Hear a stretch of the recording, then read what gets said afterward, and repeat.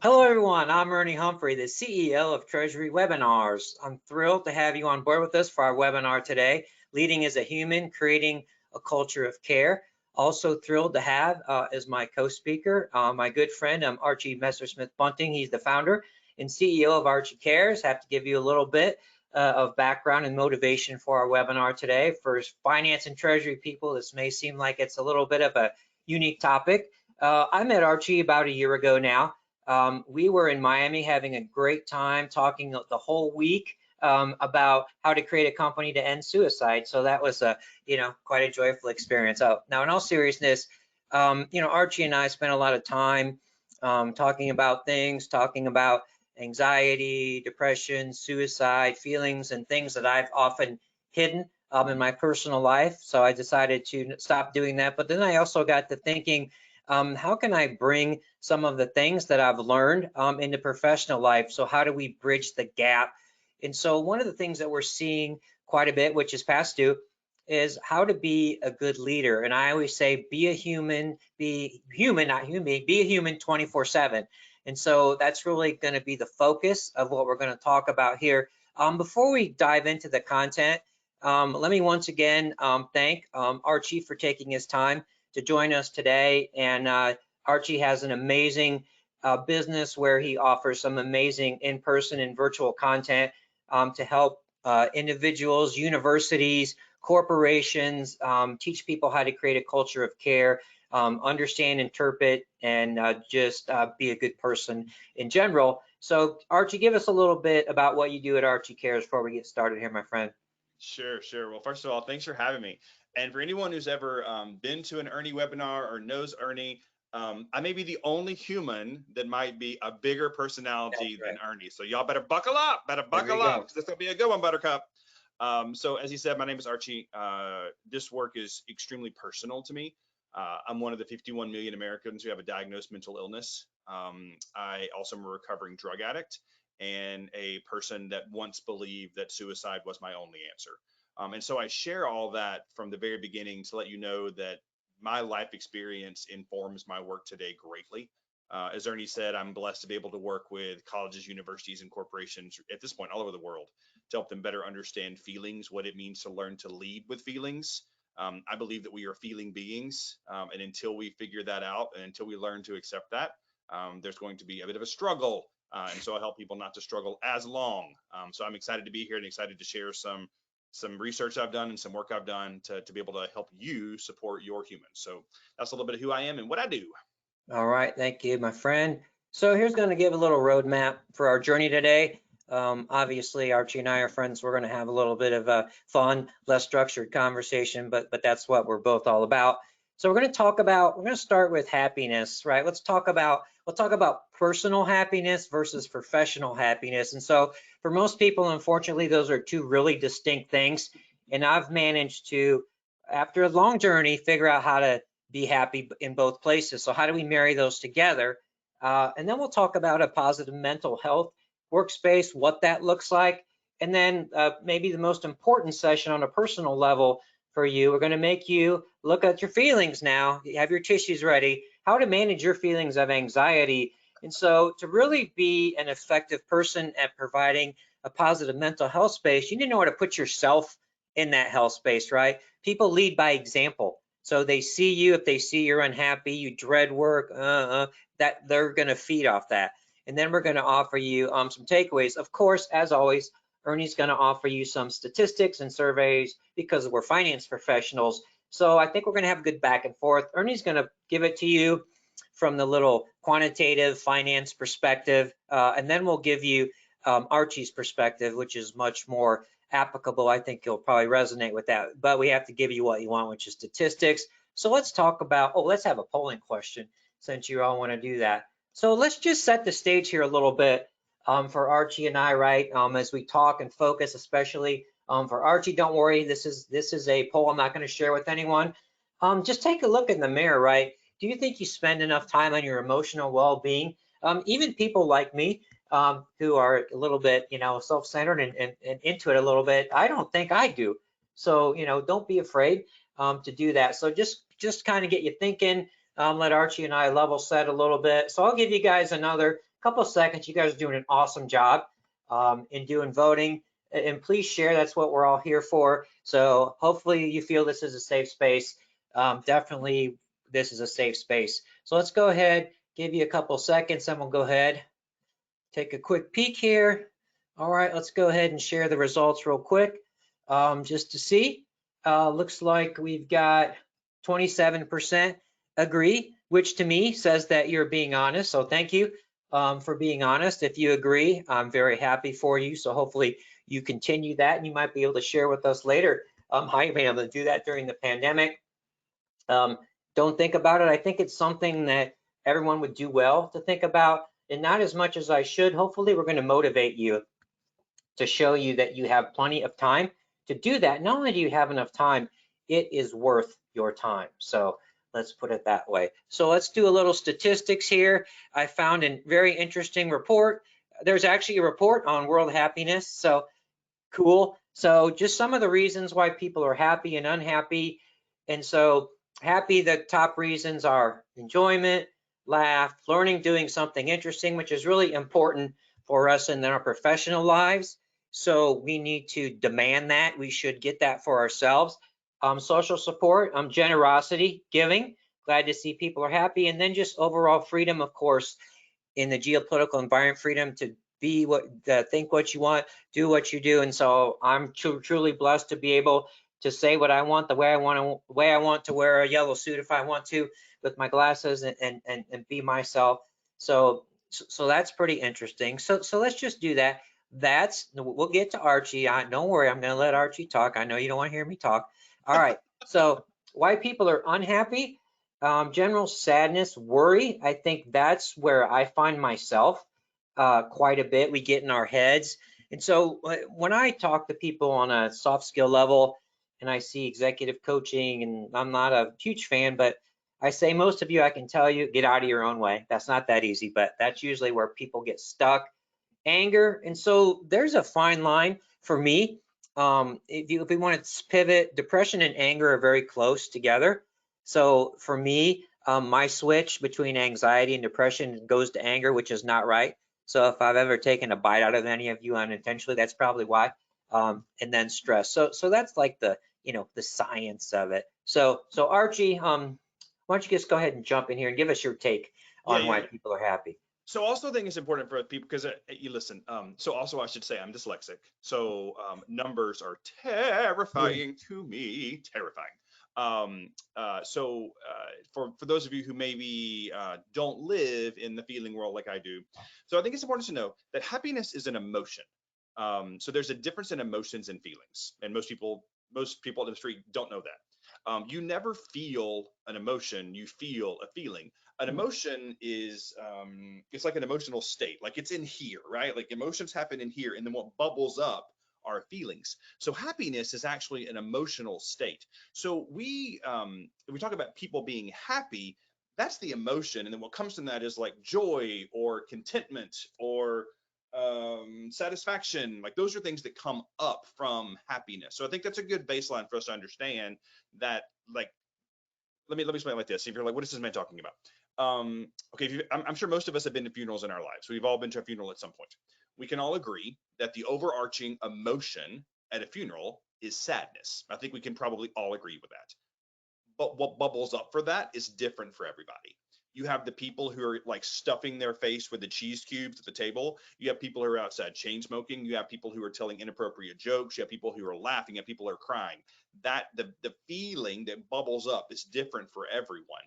So although like we all seek probably contentment, like we want to be happy in life, that might look differently for all of us, which is why this conversation is important. Because if there was like a sugar cube I could give you to like make you be happy, well, I guess that's called ecstasy. But anyway, if there was that's not legal, by the way, then we wouldn't be having this conversation, but we are because it manifests its way in all of us differently. So probably about 6 years ago, I got really keen on this thing called happiness, and like how do we find it and what is it, and like how does the brain work? Because to Ernie's point, it'd be lovely if I just like shared my opinion for an hour when I present or when I go to companies and like just share my opinion, but like where's the research? And I stumbled upon this woman. Her name is Dr. Laurie Santos. Some of you may have seen or heard her in this podcast. This is actually the podcast cover photo called the Happiness Lab. So she is a professor, and she convinced the university to allow her to like do this like free course about happiness.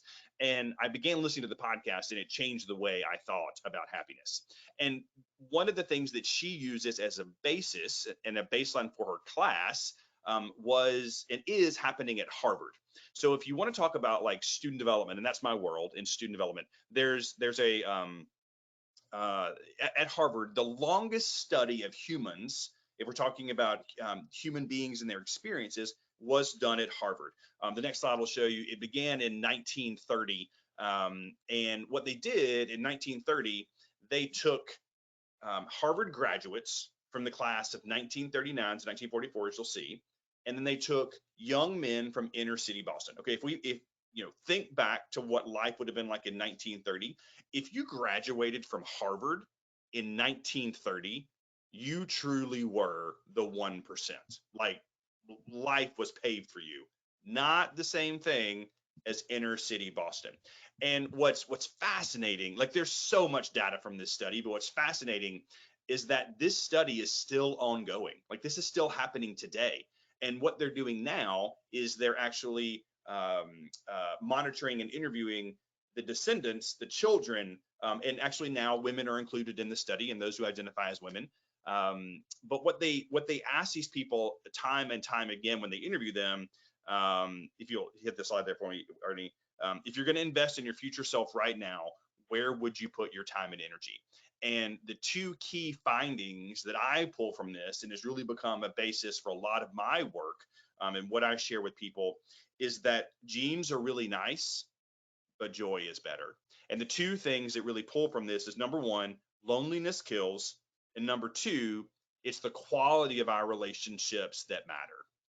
And so if you look at this, what we found is what they would find is that when they were interviewing the two different groups of people, and we probably heard stories of, you know, people like CEOs or like people that have built companies and they're on their deathbed and they're like, I wish I'd spent more time with you. I wish I'd spent more time on the things that matter in life, and it's the people. Well, on the flip side of the coin, they were interviewing people who were, you know, entire generations of families were living in an entire one small house, but there was so much joy. There was so much content with what they had because their relationships were what mattered. And so what I think we can take from this in you know, bringing it into like, well, so what does this mean? I get it in my personal life. I understand, Archie. Great. Build relationships, you know, work with people. It's not how many Facebook friends or Instagram friends, it's the people that actually know me. What does that mean on the flip side of this? Well, you know, I do spend a lot of time working with college students, and to be honest, they're much easier to survey. It is much easier to get an actual survey from college because you can send a survey to every incoming freshman, as opposed to like people in the company may or may not reply. And what we see time after time after time, because college students are human beings, humans are humans are humans, is that the number one thing college students want out of their experience is to belong. Human beings have a sense, they have a great desire to belong. So if you've I don't remember the WeWork craze. I don't remember that happening. I think it was right before my time. You might have seen the movie on Apple, the show We Crashed, and it's drama, you know, the dramatization of WeWork. And I always thought that like the beer at work and the ping pong tables, I always thought that started at YouTube or at Facebook, and actually started at WeWork. There's science to that. There's science to group outings. There's science to gathering employees together. There's science to allowing people to feel like they belong, and that's why it worked. There's science behind it. So number one, we can take that. Number one, if you've ever needed science, if you ever wanted to point to someone that money doesn't equal happiness, well, here you go. This is it. This is it. There were people that were saying and they were experiencing happiness much longer in life who had very little. And on the other side of the coin, people, as we would look at it, have everything and were not happy. So these are just a couple of findings from this study. But I find this study fascinating and I use it a lot. So I'm doing bad on slide moving. I'm sorry. I'm just like okay, enthralled with it's the okay. conversation. No, I know All this. right, I'm gonna keep talking. all right, can we do polling question? Yeah, let's do it. All right, cool. All right. So let's flip it here. We're getting a little bit ahead of ourselves, but again, please be honest. Whether you feel you spend enough time on supporting the emotional well-being of your team, if you have one. Again, maybe you agree, not as much as you should, not as much as you can. Those are kind of two different things, and maybe you don't know. Hopefully, we'll help you with that, or you don't think about it, which is, which it is what it is, right? So I always tell people, take a good look in the mirror, understand where you are, right? And then talk about where you want to be.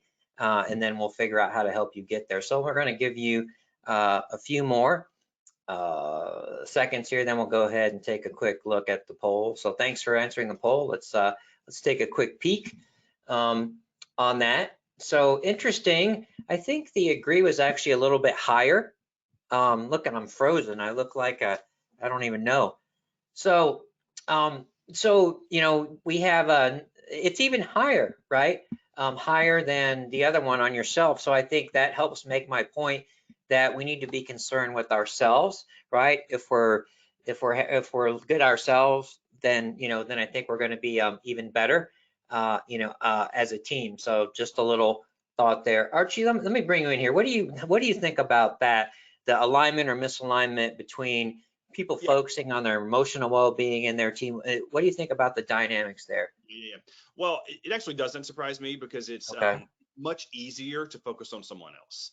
It Yeah. is so much easier to focus on somebody else's well-being. It's so much easier to focus on fixing someone else because as long as we're focused on someone else, we're not focused on ourselves.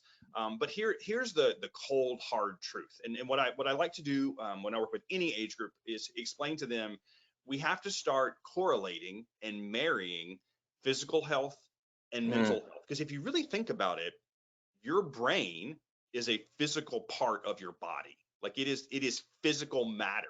So mental health and physical health are always going to be intertwined. There's no way to unintertwine them. So if we think about physical health, we are always either working to improve our physical health or we're not. Like that's factual. There's no gray there. We either are taking action steps, meaning, I'm not going to eat, 25. Y'all, I had my first onion bagel. I mean, everything bagel yesterday, and my life is changed. I mean, it's changed. I lived in New York City for 10 years and I never had one. So, like, either I'm going to eat an everything bagel every single day, which is not really cute for me at 46, or I'm not. Either I'm going to drink 7 Cokes a day, or I'm not. So we're always either working to improve it or we're not. It's the same thing on our mental well being. Either we are doing active things to improve it or we're not. Either we are doing things to improve the culture of care at our company or we're not. So people who, choose, I don't really think about it or it's not really a priority. It is, you're making a choice. I'm not being any so any kind of tea here, but like we're making a choice by not focusing on it. That is the choice. And yeah. there are little things. It's I think sometimes a lot of times when I work with companies, especially when I get to the C level, they're like, oh my gosh, what is this going to take? And I was like, okay, I'm not asking you to like repaint the walls green and like give Yeah. everybody like a beanie bag. There are things that we can do to begin to focus on your company's and your employees' mental health because at the end of the day, your people are your company, period. Yeah, I think just kind of dovetail on that a little bit, just kind of sparked me to think, we talked about how your framework of what happiness is different. And it should be. Everyone has their own thing. So trying to put yourself into what makes somebody else happy, but also in terms of your emotional well-being. So another thing that we always seem to say is you have to be happy every day. You have to be having a good day. You have to be, blah, blah. Well, some days you're going to be mad, you're going to be teed off, you're going to be short, but you have to let yourself do that. And then just think about, okay, maybe what can I do to get myself out of it? But you have to let yourself feel what you're feeling and not be afraid to share it. Let yourself do that. And if you don't, then it gets bottled up. That's what Yeah, I would. yeah. So I'll go ahead and say this now. This will save Yeah. me a couple of sentences later Yeah. on. We are feeling beings. And,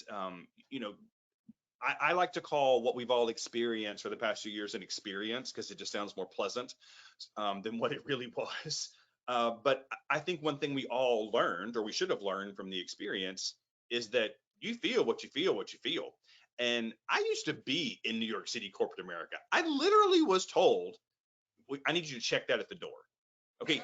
That's not There. possible. It's not possible. And so if you're going to learn to what I call feelings first leadership, that's the basis.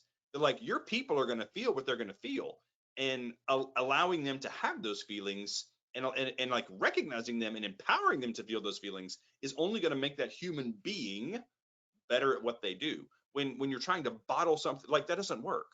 We all know when you try to bottle something up, what ends up happening is somebody pokes you and you're like, wow. There. So that's what you want your people to do.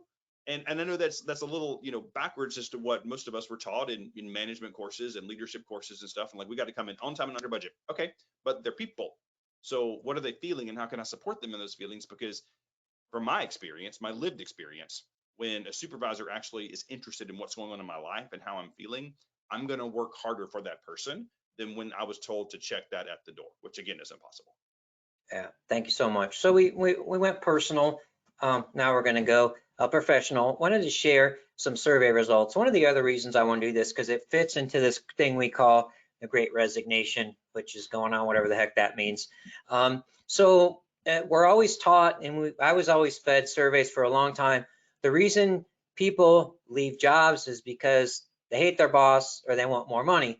Well, some survey data from a good friend of mine says, well, it's not really the case, right? Your boss is 62%. Okay, that's a big reason, but friendly, making a difference, that's a big one. Friendly, supportive, teamwork, salaries 40%, but it's not what you would think what it looks like. So I tell people the grass is always greener, right? And when you're looking at your job situation, think of it in terms of your happiness, right?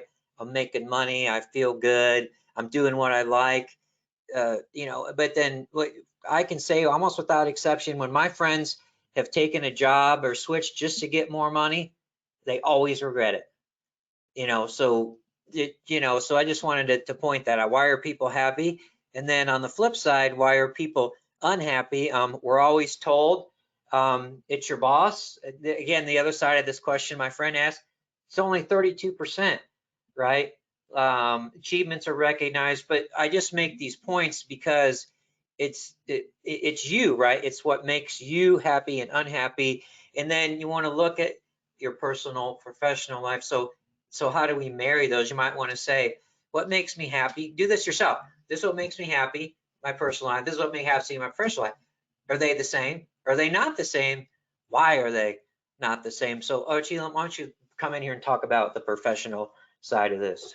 Yeah, and allegedly there is this thing going on called the Great Resignation. I know a lot of people who Yeah, are looking for different jobs, and we're going to talk about why that might be when I share some ways to create yeah, cultures of care in your place. What people are realizing is that, number one, to a lot of companies, they were expendable, and they didn't really feel that way. They felt like, I commit, I get in there at 6 a.m. and I leave at 7 p.m. and I work on the weekends. Well, at the end of the day, a business has to make money. And so in lack of money, well, then people got let go. And so there were a lot of feelings. I talked to hundreds of people during the pandemic, during the height of the pandemic, of these feelings that they were feeling that they've never felt before. And pre 2020, there are plenty of surveys, there were plenty of statistics talk about how much more time we would spend with people we work with in our family, which is factual for most of us. And so people got to see what that flip side looked like. And so now they're like, I'm not doing this anymore. If X, Y, and Z company is not going to value me as a human being, as a feeling being, and my desire to spend time with my family, then I'm going to go do something else. And even if that means I have to take a little less money to be able to do this thing, I'm going to do that. And so, Ernie and I were talking before. It blows my mind that every major, every company out there aren't doing active things to make sure their employees feel like their mental wellness is a top priority. And we are way past a PDF. I literally had a conversation with the HR person was like, you know what, if you can send us a PDF, we'll pass it along. And I was like, my friend, we are way past a yeah, PDF. Like we're past that. So I believe that when the dust settles, and at some point it will, the places that are still well established and have the great people, I'm not asking you to put a beer tap in your company. If that is not your company culture, people be like, what is happening? but like we do have to do things to focus on the mental wellness of our people, and we can do that by working to create cultures of care. All right, so let's dive in here on how you would advise that we help create a positive workspace. Yeah. And are there any questions, by the way, Ernie? Or there anything that we can answer to this point before I Uh, start going? well, I think a couple things around, I mean, one or two I'm seeing around this, having the marriage between the personal and the professional. So a lot of people are taught to turn the business switch on and off. That's one. And then part two would be, I'm not an outgoing person. I don't like, I'll put it in my terms. I don't wear a yellow suit. I don't wear this. Yep. How do I do this and like be authentic? Yep. Those are two things. Well, so number one, I've stopped trying to find a work-life balance. Actually, can you go back a slide so we're not all staring at these Oh, words, and then we'll yep. go this again. Yeah, I've stopped trying to find a work-life balance because I don't believe it exists. Like I have a life. Like this is my life, and I am choosing to spend time doing this, or I'm choosing time to do Yeah. this. And I think there's a lot of good research out there right now about this quest for this work-life balance is going to lead you sad. Because I don't really know how to find it, because we're just a human that shares different pieces of our life and our being with different people during the day. So that's number one. I've stopped trying to find that. Now I do think that we can tell if we're in alignment. So I think more about like work-life alignment, like Yeah. where's my personal life and I can if you haven't figured out by now, I'm a gay. So like it means I'm married to a boy. So sometimes I can just look at my husband and he'll be like, I'll be like, okay. I'm not going to go to the office today. I've been on the road for a week. I'm going to come downstairs. Like that is my cue that my alignment, my tires, my personal work tires are out of alignment. And so that I spend a little more time worried about that than some balance I don't think I'm ever going to find. And I forgot the second question. Oh, the second part is just how do people that are maybe a little more introverted be authentic, or how do they? Yeah. So you don't need to be like me to be focused on your people's work, their people's mental wellness. We just have to care. And just like happiness looks different for all of us, caring looks different for all of us. So any of us that are married, it's very likely you've read the book The 5 Love Languages. It's a pretty common thing for people when they're getting married. If you've never checked it out, The 5 Love Languages, it's really a good book. If you're not a religious person, you remove that piece of it. It's still, I think there's even one for the workplace that the author removed the religious piece from. My love language is gifts. That's the way I give and receive love, which is pretty bonkers for a guy. I'm in a very small percentage of that. And so that's the way that if I like bake you something, or if I make you something, or if I send you something in the mail, like, that I'm a real big fan of yours. Like I care about you a lot. Well, other people show care different ways. My husband's love language is quality time, which drives me bonkers, because I'm like, I don't want to just sit here, but like that's his love language. And so we have to figure out that as well. So my point is, my husband is the opposite of me. He's into sports and he is not very loud and bubbly at all. So he shows care a different way than I do. And that's okay. It's about how are you showing care, and the fact that you're showing care is what matters. All right, let's get into culture of care. So I'm not going to give you everything, y'all, because this is my livelihood, but these are some 5 tips that I believe you can begin to do today if you are interested in working towards a culture of care in your workplace. Number 1, is employee mental wellness really a priority? Like really? And that's one of the first questions I ask. When I get all this pushback about, well, we can't do this, we can't do that. Why not? Like why can't we be open to like, what do your people need? And so I think that's and when people say, oh, that's an HR issue, that's my first sign that we got bigger problems. Because if HR is the only place in your company that I've been told that is actually concerned about the mental wellness and the mental well-being of your employees, we have a bigger problem to solve. And so we have to start there. Number 2, you got to model the way. Like, I'm not even going to share the numbers about how many PTO days are just constantly left on the table. If you're a manager that manages people, when you go on PTO, you need to go on PTO. And you need to do that. Like when I go to therapy, back in the day when people, I go to therapy, PS. When I used to have a team, therapy was on my calendar. It wasn't like hidden. It was like, this is when I'm going to therapy. I'm doing this to take care of myself. One of the last jobs I worked at, there was someone that was like, hey, can I come in a little bit late so I can go to the gym? And the answer was no. And I was like, what are we doing right now? Like, we work all the time, and this man has children. Like, he needs to be, like, let him go to the gym. So like, we need to model the way, and that starts at the top. So if you manage teams, if you make an effort to put your mental wellness first, if you make an effort when you step away to say, hey, listen, I'm stepping away. I used to work on a college campus, and I was like, if there are police sirens or blood, call me. Otherwise, don't call me. Don't call me. Like, you have to model the way down, whatever that looks like for you. A lot of us have built up a lot of self-importance in ourselves. A lot of us have also built in processes that require us to constantly be on. You need to look in the mirror, because that process you put in place is on you. And like, does everything have to go through you? And if it does, why? Why is that? My third point, and this really became clear when people started going back to work. And so my question to you is, did you hire a person or a costume? And if you hired a person, why all of a sudden, after all of us for over a year, we're pretty from here up, and then down here we're like shorts and sweatpants? It was like, when we back in those three-piece suits, women need to be in those stilettos. We got to get, why? Why? If we're not a client-facing company, listen, I understand there is some research, that talks about performing better when you are dressed a certain way. Well, there are those of us that is the opposite. I don't do suits. That's not my thing. And when I get in a suit, I feel like somebody else. I actually perform better dressed like this. So for those of us that have decided that, like, this is what a professional is, who made that decision and why? And so, are you hiring costumes or are you hiring people? And for those of you that are hiring costumes, I hope you win the Tony with all my heart. Fourth, there, when we get together, and I'm gonna pick on the dudes for a second, especially people like in sales or people that are trying to bring in things. We love sharing those wins. We love sharing them. Well, I got this client. Well, I got this. Well, my client was this big. Okay, that's not helpful. It's not helpful in any way. The research shows that sharing gratitude is much more effective. And so if you're going to have these team huddles, if you're going to have these team meetings, if you want to actually focus on your feeling beings that work for you, share gratitude.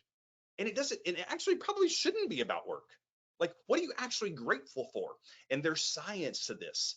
The science tells us that if you begin, and what this does is, it, like, let's say you're the team leader and you're like, we're going to start sharing gratitude. When we get together, I know we used to share wins. I want you to share something you're grateful for. And then you start and, like, actually share something you're sincerely grateful for. And don't let it be like, I'm so grateful that we increased our revenue. No. Like, be a human. Share something you're grateful for. And then other people be like, oh, okay, I guess we can really do this. I guess we can really say how we feel. That could inspire that person to actually begin reflecting on gratitude in life. And what we know about reflecting on gratitude is that if you reflect on gratitude, if every morning you get up and while you're making your coffee, while I'm making my son's lunch, if you reflect on the things that you're grateful for, you actually rewire the way your brain sees the world. It's science. And in life, we're always going to see good and bad. Good and bad. I think all of us, let's remove the politics. When we turn on the news and see what's happening overseas, that is bad. Like, that makes my heart hurt. I'm always going to see that. I'm always going. Well, my son this morning, when he got up and put on his little Spider-Man outfit and his bunny ears to go to school, I'm always going to see the great. But you know what? I stopped seeing the eh. My brain doesn't see the eh anymore, because I've trained my brain to focus on the good. So I encourage you, in your team meetings, share gratitude, not wins. And then my last thought for you, and I shared a little bit about this before, and I'm happy to answer questions about these if you have them, is really focusing on feelings first leadership. And you'll see I'm working on the trademark for that, so don't be coming for me. But one of the things I shared before is the way that you approach your people, and knowing that, like, you can't check feelings at the door, you can't check that at the door. It's not possible. It's not possible. The other thing that we can all do right away is change the way that we greet each other daily. I'm going to bet that most mornings, If you work in a place that is in person again, you're like, hey, good morning, how you doing? How you doing? Hey, what's up? How you doing? How you doing? Like, good, fine, good, fine, good, fine. Okay, that's some BS, because number one, fine isn't a feeling, and no one is fine right now. No one, no one. And so instead, as you'll see on the next slide, what I encourage people to do, and what I encourage you to do, instead of saying, how are you today? Start saying, how are you feeling today? What's going on? Now, does it take a few more seconds? Absolutely it does. But you know what it does? It gives people permission to be people, to be people. Now, listen, I've talked to a lot of people, and some people have said, Archie, I'm never going to say, how are you feeling today? And I'm like, okay, great, fine, that's fine. If you're going to keep where they're like, hey, good morning, how you doing? I'm like, I'm good. At least be like, are you really? Are you really good? Is everything really okay? I worked with one company and they decided to do like thumbs, which was fine. You know, like I'm here, I'm here, I'm here. But at least if somebody did the down, they were like, okay, you need to talk because I'm happy to listen. I don't care what level of the company you are. People are people are people are people are people. And by giving them a chance to be people, and by you stepping forward as a leader and a manager or a team lead or C level and saying, I'm concerned about my people and I want to make sure they're okay first, that is going to allow this culture to begin to be built where people know that it's okay to be themselves and it's okay to share what's really going on. So those are 5 things that I believe you can begin to do today if you want to begin to improve the culture of care at your organization. Thanks. Let me hop in here. So one of the things that I always say, we talk about facilitating collaboration. So I say communication first, collaboration next, and building the trust. One of the things is I say you have to get to know your people and let them get to know you. And so if you know your people, right, like you mentioned your husband, he can tell when something's off. If you know your people and they walk in and they're usually bubbly, I think some of it's just about paying attention, right? Don't walk in the office with your head down. Pay attention. Every interaction, every sight you have with someone, take that in. Just try and take that in. You might not use it, but eventually you'll see, man, John, he looks down. So I'm going to ask John how he feels today. Not maybe every day, but I need to check in. So the more you pay attention to the nonverbal and the attitudes, that's going to be really helpful in helping you be emotionally supportive. Is, there's an art to it, right? It's a science, but just being present in the conversation, I think, is something that I never thought enough about when I was in finance. I was in my cubicle and I was like, I got to get my work done, get away from me. We were taught in finance that it's a waste of time. The water cooler is not for finance. The desk, no, blah, blah, blah. And that's why I think that I'm glad Archie's with me. We're out ahead of this, and I'm not going to give up on it because we can really probably have the most impact. What if you saw your CFO was outgoing and talking and engaged with you, and then everyone's like, oh my God, the CFO, well, I can do that. It's like you give permission. Like if the seat culture starts at the top of the CEO's like, hey, and then everyone's like, oh my, I can be myself. I can do that. So inadvertently as a leader, as you mentioned, you're giving people permission to be themselves. And that's part of the power of it, I think. Yeah. And Ernie, also get asked. So I do mental health first aid certification for the National Council for Mental Wellbeing, and so I get asked a lot.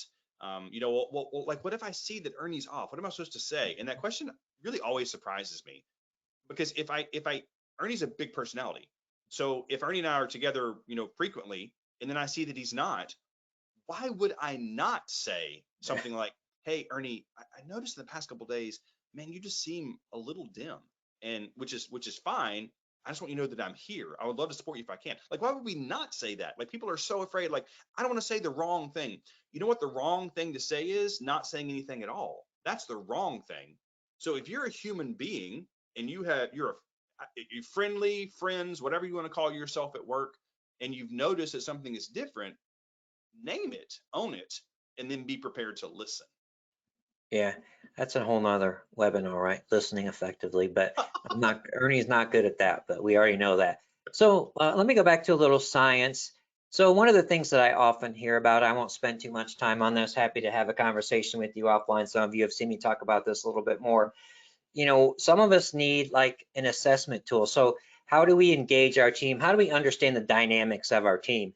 Because I think in today's world, it's good. The dynamics are changing, right? Cross generations, more virtual workers, more across the globe, and getting any kind of insight you can on how people think, giving a tool to help us do that is incredibly important. And I came across this tool, which is called the GC Index. The reason I like it is it's easy to understand.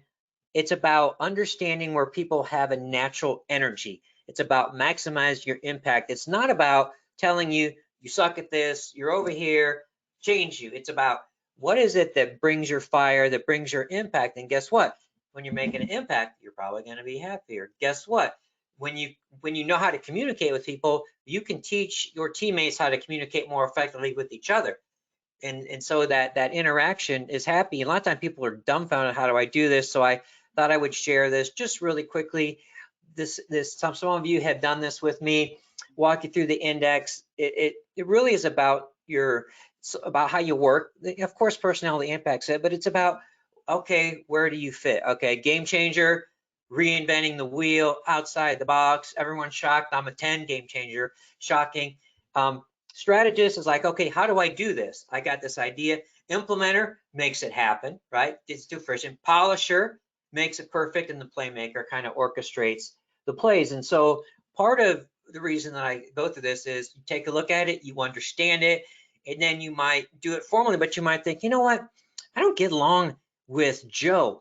Oh, I'm a game changer. Well, Joe is an implementer. So Joe gets frustrated, right? Because I'm always out pie in the sky. So I might need to put more structure. So I think it helps leaders understand how to communicate with people, but also understand everybody's got buttons. No matter how perfect you are, beep, beep, beep, beep. I'm a good button pusher. But so understanding what people's buttons are, not to put them in a group, but just think, oh, okay, they might be different than me. Not everyone thinks like Ernie. Thank God, that would be scary. But just give you a little bit of that. And then this is my thing you've probably seen 100 times but this is Ernie's. This is what I tell people. This is what I would aspire to as a leader. This is what I expect and I demand. I deserve it. So real quick, I want an environment that supports my personal growth and my professional growth. Both of those things are related to how good you are at supporting your team's emotions, right? We want whatever good boss. I say that you're vested in your employee success, but part of your employee success is very highly correlated to their mental health and how they feel. Communication, open communication, honest, value and ethics, accountability, and then people understand their value. Isn't it amazing when it's not gratitude, right? It's like, wow, John, you really helped us out. You helped me close that deal. You helped me explain the CFO, and then it doesn't take anything, just a little comment, and you never know, that might be someone's darkest day. I want to quit, and then you're like, oh yeah, it works well on me. Anybody give me a compliment, I'm like, yeah, to the moon. People are like, how do you work with people to get them to speak with you? How do you engage people? And I say, it works with me. There's very few people that deep down really don't like some sort of compliment or something positive about them, because we're human beings. I think that's probably hardwired in us. Archie, anything in the professional space, a dimension you would add, want to comment on here? No, I mean, I think you nailed that and landed that plane. That remember from the beginning, the surveys, college students are people too. They're looking to belong. And Right. we spend so much time at these places called work and employment. So the more that we can do to make people belong, feel like they belong, the more we can do to help build them up, then the more committed they're going to be to stay, and not to begin to get on Indeed or get on LinkedIn to find the next opportunity as where somewhere that might treat them like a person. Yeah, and it's the whole, just to dovetail on the belong, right? It's like people need to feel like they belong to your team. And so when Archie and I were talking about how to help end suicide, it's like a lot of times people don't feel like they belong to anything. And I came up with this. We all belong to the human race. We call ourselves the wolf pack. So the human race is a wolf pack. Your team, create your wolf pack, right? Make your people feel like they belong, they matter, and that's something that you can cognizantly do. But then once it happens, it's organic and people think that way, and you don't have to force it. It's a natural that I see John, I'm going to do this. I know something's wrong with John. the structure, you give them the structure, you give them the example, and you can sit back, and then they'll teach other people. And so helping people feel like they belong is, I don't know, it's definitely, it shouldn't be a skill, but it seems to be, especially with today's leaders, and helping people belong is something that can make any environment better, in my opinion. So, Yep. all right, So one of the things that was go important ahead. to me was to, I wanted to make sure that we gave you something. I think there used to be a picture there. Yep. Okay, so whatever. It's We'll just, it's flipping and flopping. who knows? Okay. I want to, anytime I speak to people, I want of anything, I want to make sure that you walk away with something for you. If we were in person, the picture before that was like a Scrabble where with the word anxiety, and it would come on the screen and Yeah. say, how many of you have ever experienced anxiety? And like 100% of the people raise their Yeah. hand. Well, here's the thing. You're going to experience anxiety for the rest of your life. Like, it's just factual. Now, I'm a person that has an anxiety disorder, so I experience maybe more anxiety than some of you do. But like anxiety, you're going to experience it. But here's the thing. Anxiety is just a feeling. It's just a feeling. And so if you own that, and if you own that, like if step one is I'm always going to have anxiety. There's always going to be some, like, it's just factual. All you can control is step two. So you decide, is anxiety going to be your enemy or is it not? That's up to you. That's up to you to decide to fight it. Or, like if you're in a place and you're doing tsunami training, which is a thing, or like an undertow training, you learn to ride it out. Are you going to ride it? You're going to ride it. So I call my anxiety like anxiety wheels. I feel my anxiety right here. And when the anxiety wheels start spinning, I know I have two choices. I can either do something to spin those wheels up, or I can do something to slow them down. So I want to give you two things, two tips that you can begin to do today to manage your anxiety. The first one is move from what if questions to what is questions. When we're in brainstorming sessions, if you're getting your team together to figure out how to do X, Y, and Z, what if questions are phenomenal. What if we do this? And what if we do this? And what about this? What about this? Phenomenal, phenomenal. What if questions are not phenomenal when the anxiety wheels are spinning? Because all you're doing is helping them spin more. So instead of saying what if, and I do this every day, because remember, I have an anxiety disorder. I say what is, and it looks like this. What is this I am seeing? What is this I am smelling? What is this I am hearing? Because what is questions do is it brings you to the present. And for most of us, the present is the safe space. Because the truth is, much of what we're anxious about hasn't happened. So we're spinning for literally no reason. So the next time you begin to feel anxiety spin, ask yourself what is questions, and then follow that up very quickly by talking to someone. Because most times in life, the worst things in our life happen right here. We have conversations with people that aren't present, that never happen. We make decisions for those people who are not present, that never happen. We spin and spin and spin and spin with this what if. So when you say, hey, listen, hey, Ernie, could you just listen for a second? Like, I'm going to set it up for Ernie. I don't need you to talk back. I just need you to listen. And then I get it out. What's happening in our head is the definition of insanity. We're just making things up that never happen. So when you talk to someone and you hear that come out of your mouth, my husband will often say, did that happen or did that happen in your head? To which I'll say, well, my head is a real place, but it did not really happen.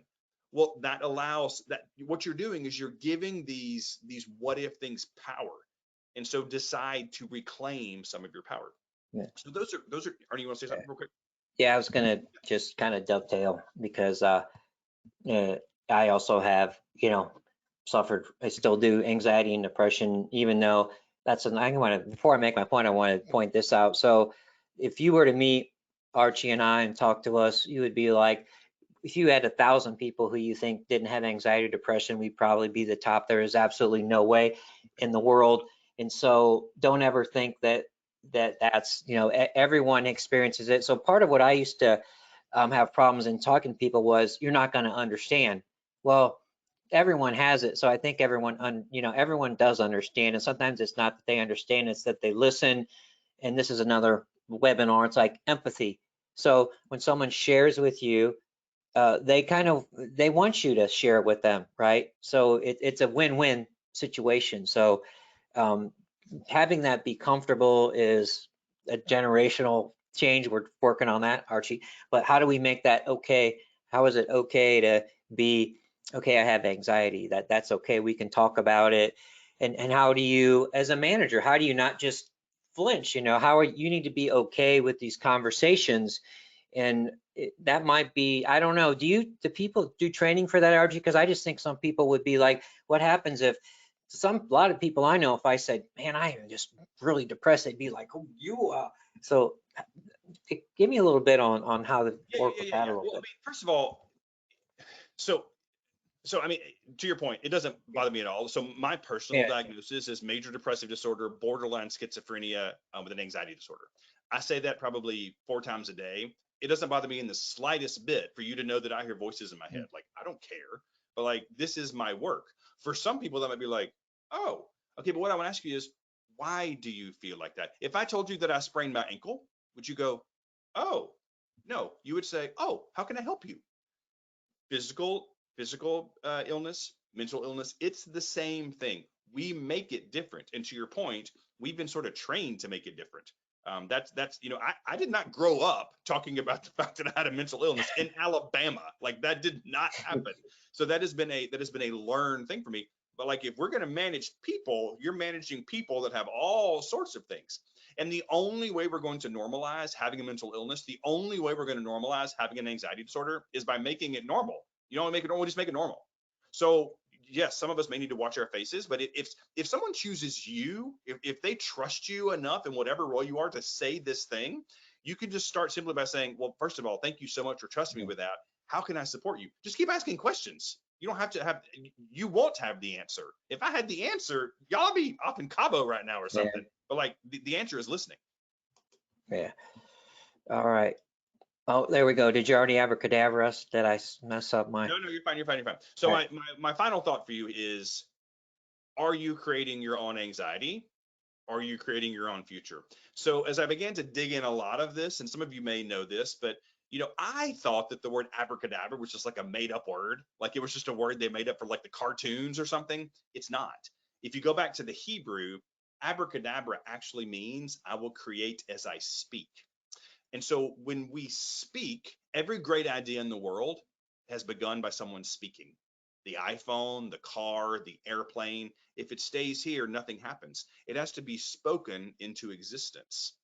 If you want to get real meta here, there's a theory that the reason that we spell words, is because we are literally like we're like abracadabra, our life into existence. So as you speak, your brain hears you. So are you the person that is like causing your anxiety? Are you the person that is working yourself up on the way to work in the day? Are you having imaginary conversations with people about the person at work you can't stand? Or are you speaking good and joy and love into the world? Because whatever we speak is what we're creating. We are speaking our lives into existence all the time. And so I just want to leave you with that thought is, again, focus solely on you. What are you telling yourself about yourself every day? What are you sharing with yourself about yourself every day? When you look in the mirror at the end of the night, are you the most important person in your life? And if you're not, do something different the next day, because you matter and you're worth it. All right. Thank you so much, my friend. So let me go ahead and try and give us, we're quant people, so we want some key takeaways. First thing I want to dovetail on that final, on that, that's a great final comment that Archie went. So one of the things that I encourage people to do is, in me, a lot of anxiety and depression is mirroring your perception with reality. So I ask my team members and thank people that work with me, what is the biggest obstacles that you face in reaching your goals and success? And guess what? Perceived is a lot. Actual, not so much. So that's a good tip as a leader, marry that reality with the perception. So some key takeaways for it. You should invest in understanding what makes you happy, invest in understanding what makes you unhappy, right? You should invest. You have time. The more happiness you find and the more unhappiness you help yourself kind of mitigate that a little bit, the more productive you will be. You should work to marry your personal and professional happiness. On the personal side, on the professional side, be authentic. Let people get to know you. Get to know people, right? Invest in understanding what makes your team happy, then do it. Understand what makes them unhappy. Figure out, can you do anything about it? Ask them what you can help, and encourage your team members to be happy, right? In both places, say, you deserve to be happy at work. Work is not a bad place. Monday is not. I still have friends that get mad when 60 minutes hits at 7 o'clock. They're like, oh no, I got to go to work tomorrow. Teach your team members to marry personal and professional happiness, but also be authentic with yourself and your team members. I'm going to go ahead and launch our final polling question here, just because I want to give you the opportunity, if you'd like to have a conversation or learn more how to facilitate a positive mental health workplace, maybe some programs, things of that nature. Maybe have a conversation with Archie. Be happy to do that. Once again, I want to sincerely thank my friend Archie, not only for his time, but for his friendship as well. Please go to archiecares.com. I guarantee you will find some amazing content, amazing human being, Archie, and it's an honor to have you here. And I hope we have the opportunity to speak together again, my friend. Thanks so much. So let me go ahead and leave the polling question up for another few seconds or so. All right, a few more seconds here. Thank you so much. So again, archiecares.com. As always, everyone, this is true. I sincerely appreciate each and every one of you. Let me know what I can do for you and make the rest of your day great, everyone. Take care.